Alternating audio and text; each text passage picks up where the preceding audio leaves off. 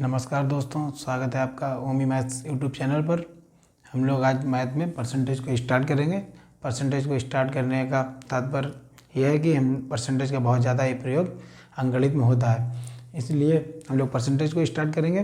Percentage का मतलब होता है प्रति 100 का कितना भाग, उसी को हम लोग परसेंटेज बोलते हैं। जैसे कि 10%, 10% का मतलब हो गया 100 का 10 भाग, या फिर 10/100। जिस किसी भी संख्या के भाग में बटे में 100 होता है उसको हम लोग उतना परसेंट ऊपर वाली संख्या बोल देते हैं। इसी प्रकार हम लोग 20%, 100 का 20 भाग, या फिर 20/100 परसेंटेज को हम लोग इस चिन्ह से सूचित करते हैं। और अब हम लोग परसेंटेज से भिन्न को निकालेंगे और भिन्न से परसेंटेज को निकालेंगे।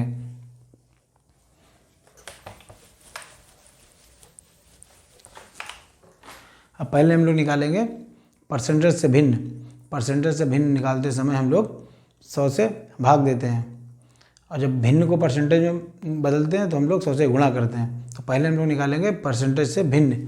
तो अब हम लोग परसेंटेज से भिन्न निकालेंगे, तो ये दिया गया 20%। अब 20% को हम लोग भिन्न में बदलेंगे। तो 20% को भिन्न में बदलने के लिए हम लोग क्या करेंगे, 100 से भाग करेंगे। जब 100 से भाग करेंगे तो 20 परसेंटेज का चिन्ह हटाएंगे तो बटे में 100 कर देंगे। बटे में 100 आ जाए तो 0 से 0 चला जाएगा, 2 से 5 पे चला गया, तो ये 1/5। 20% को हम लोग भिन्न के रूप में 1/5 लिख सकते हैं। अब 10% को हम लोग बदल के देख लेते हैं भिन्न में। 10%, अब 10 ऊपर लिखेंगे, परसेंटेज का चिन्ह हटाएंगे तो बटे में 100 आ जाएगा, 0 से 0 कट जाएगा, तो यहाँ पर 1/10 हो जाएगा। 10% को हम लोग भिन्न के रूप में 1/10 लिख सकते हैं। इसी प्रकार हम लोग 25%, अब 25% को हम लोग भिन्न में लिखेंगे। तो अब 25 को जब 100 में भाग देंगे तो ये 4 बार चला जाएगा, तो यहाँ 1/4 आ जाएगा। इसी प्रकार हम और भी परसेंटेज को फ्रैक्शंस में बदलेंगे। 20% हो गया, 10% हो गया, 25 हो गया। अब यहाँ पे हम लोग 15% निकाल लेते हैं। 15% के बाद क्या फ्रैक्शन रहेगी, तो यहाँ पर ऊपर हम लोग 15 लिखेंगे, बटे में 100 लिख देंगे। इसको जब काटेंगे तो 5 से ये 3 पे जाएगा, ये 5 से 20 बार जाएगा, तो इसको हम लोग लिख देंगे 3/20। 15% के बराबर फ्रैक्शन में 3/20 होता है। तो इसी प्रकार भी हम लोग और निकालते हैं, फिर एक दो और निकालते हैं। उसके बाद हम लोग भिन्न से परसेंटेज को निकालेंगे। अब जैसे कि 15% हो गया, 20% हो गया था, 25 हो गया, 10% हो गया। अब हम लोग निकाल लेते हैं 50%। 50% इसको हम लोग भिन्न में बदलेंगे। 50% के बराबर भिन्न में कितना होता है, 50% के बराबर भिन्न में कितना होता है उसको निकाल लेंगे, 50/100।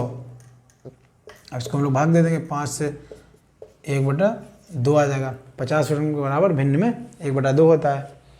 अब हम लोग उसको निकाल लेंगे 80%, और 80% को हम लोग जब भिन्न में बदलेंगे तो 80/100 कर देंगे। 0 से 0 चला जाएगा, 2 से ये 4 पे जाएगा, और ये 2 से ये 5 पे जाएगा, तो इधर आ जाएगा 4/5। 80% को फ्रैक्शन में हम लोग 4/5 लिख सकते हैं। जिस भी किसी क्वेश्चन में 80% दिया होगा वहाँ हम लोग 4/5 भी लिख सकते हैं। अब हम लोग 60% निकाल लेंगे। 60% के बराबर 60/100। 0 से 0, 2 से 3 पे और 2 से 5, तो 2/5। तो इसको 60% को हम लोग 3/5 लिख सकते हैं। इसी प्रकार कोई भी परसेंटेज दी होगी उसको फ्रैक्शन में निकालेंगे तो हम लोग परसेंटेज का चिन्ह हटा के बटे में 100 कर देंगे, और बाकी काट लेंगे, तो जितना बचेगा वो फ्रैक्शंस हो जाएगी। अब हम लोग फ्रैक्शन से परसेंटेज में बदलेंगे।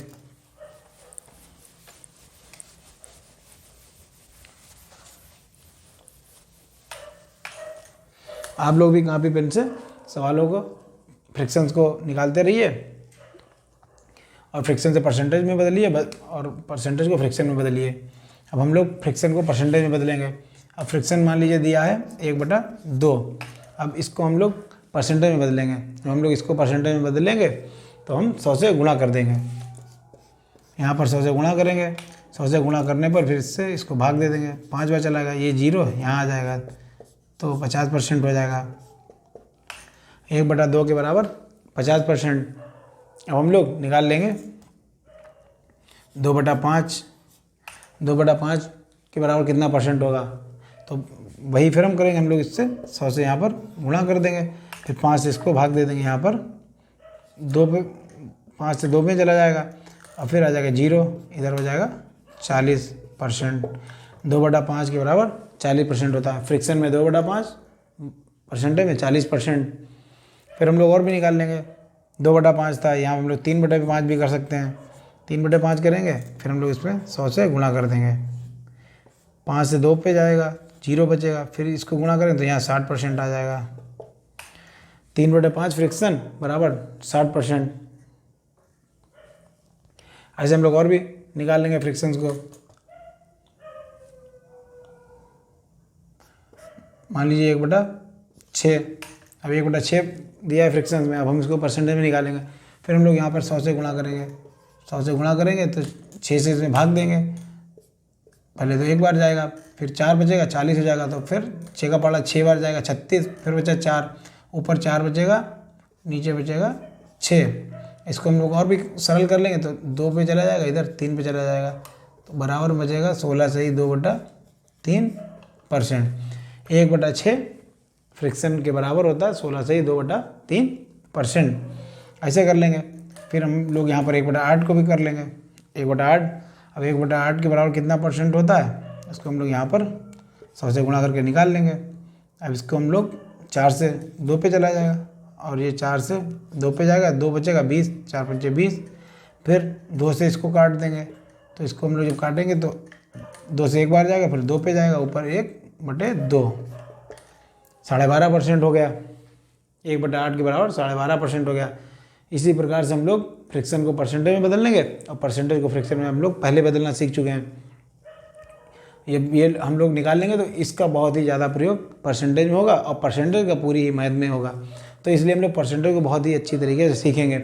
इसके बाद में हम लोग फ्रिक्शन, किस फ्रिक्शन के बराबर कौन सी परसेंटेज है उसको हम लोग अब नोट कर लेंगे, फिर उसका अध्ययन करेंगे, ज़्यादा से ज़्यादा याद कर लेंगे, उसके बाद में पूरी मैथ में हम लोग उसको अप्लाई करेंगे कि हम लोग जिससे कि कम समय में सवालों को हल कर सकें। आप लोग भी कॉपी पर निकाल लीजिए और लिख लीजिए सारी फ्रिक्शन कितने परसेंटेज के बराबर कौन सी फ्रिक्शन है। तो हम लोग यहाँ से स्टार्ट करेंगे 1 से। 1/1 का कोई मतलब नहीं है, या फिर 1/1 लिखो और 1 से 1 को काट देंगे तब फिर भी 1 ही आएगा, तो इसलिए हम लोग डायरेक्ट ही 1 लिखते हैं। तो 1 के बराबर होता है 100%। 100% के बराबर 1 होता है। हम लोगों ने इसको बेस मान रहा है, यहाँ से लेके चलेंगे जिससे कि हम लोग सरलता से आसानी से फ्रिक्शंस को परसेंटेज के बराबर रख सकें। अब हम लोग 1 हो गया, फिर 1 के बटे में 2 कर देंगे, यहाँ पर 1 के बटे 2 करते हैं तो उसके बराबर होता है 50%। फिर 2 यहाँ बटे में था, उसके फिर बटे लिखेंगे 3, 1 के बटे में 3, यही सीरियल बढ़ाते रहेंगे, 1/1, 1 के बटे 2, 1/3, फिर 1 के बटे 4, 1 के बटे 5, ऐसे ही सीक्वेंस से चलते रहेंगे और सारी फ्रिक्शन के बराबर में परसेंटेज को हम लोग लिख देंगे। फिर यहाँ पर 33 सही 1/3%। इसको आप लोग कापी पे निकाल के भी देख लीजिए कि 1/3, फिर यहाँ पे 100 से गुणा करेंगे, भाग दे के देखें कि ये आ रहा कि नहीं आ रहा है। फिर यहाँ पर 1/4, फिर हम लोग यहाँ पे लिख देंगे 25%, फिर आएगा 1/5, यहाँ होता है 20%, फिर आ जाएगा यहाँ पर 1/6, यहाँ पर होता है 16 सही 2/3%, फिर यहाँ पे आ जाएंगे हम लोग 1/7, 14 सही 2/7%, फिर आ जाएगा यहाँ पर 1/8, यहाँ पर होता है 12 सही 1/2%, फिर यहाँ पर आ जाएगा 1/9, 11 सही 1/9%, फिर यहाँ पर आ जाएगा 1/10, इसके बराबर होता है 10%, फिर आ जाएगा यहाँ पर 1/11, इसके बराबर होता है 9 सही 1/11%, फिर आ जाएगा 1/12, इसके बराबर होता है 8 सही 1/3%। इन फ्रिक्शंस को आप लोग कॉपी पे नोट कर लीजिए, आगे के सवालों में इनका बहुत ही ज़्यादा यूज है। और अभी हम लोग दिखाएंगे कि जहाँ भी लिखिए आप सीक्वेंस से और पास में लिख लीजिए। अभी आगे सवाल लगवाएंगे तो उसमें हम लोग हो सकेगा सूत्र भी प्रयोग करेंगे और बिना सूत्र के भी हल करके देखेंगे कि हम लोग बिना सूत्र की सहायता से इन फ्रिक्शन को यूज करके कैसे हम लोग सवाल का आंसर निकाल पा रहे हैं। तो इसलिए इनको एक पास में और अच्छे से नोट कर लीजिए और उनको लर्न कर लीजिए, बार बार याद करिए और बार बार निकालिए, जिससे कि आपको ये याद हो जाए। और जब याद होगी तो आपको सवाल लगाने में बहुत ही कम समय लगेगा, 4 से 5 सेकंड में आप लोग आंसर निकाल देंगे। हो सकता है 1-2 सेकंड में ही लगे आपको। तो इस फ्रिक्शन को हम लोग इतना याद निकाल लेंगे, और भी होंगी तो आगे हम लोग निकाल लेंगे। इनका सबसे ज़्यादा ही प्रयोग होता है और इनको हम लोग अच्छे से लिखेंगे और सीक्वेंस से उसके बाद हम लोग याद कर लेंगे। याद करने के बाद अगले वीडियो में हम लोग इसका यूज़ करेंगे कि कहाँ पर हम लोग इनका यूज़ कर पा रहे हैं, कैसे यूज़ करेंगे इनका। ये लिखी हमने क्यों, आमने सामने इनको क्यों लिख दिया है, 1/3 सही 1/3% है, तो इसका हम लोग प्रयोग कैसे करेंगे। तो हम लोग आगे के वीडियो में जब सवाल आएंगे तो फिर हम बताएंगे कि हमने इनको ऐसे उस टाइम क्यों लिखा गया। वीडियो को ध्यानपूर्वक देखने के लिए आपका बहुत बहुत धन्यवाद।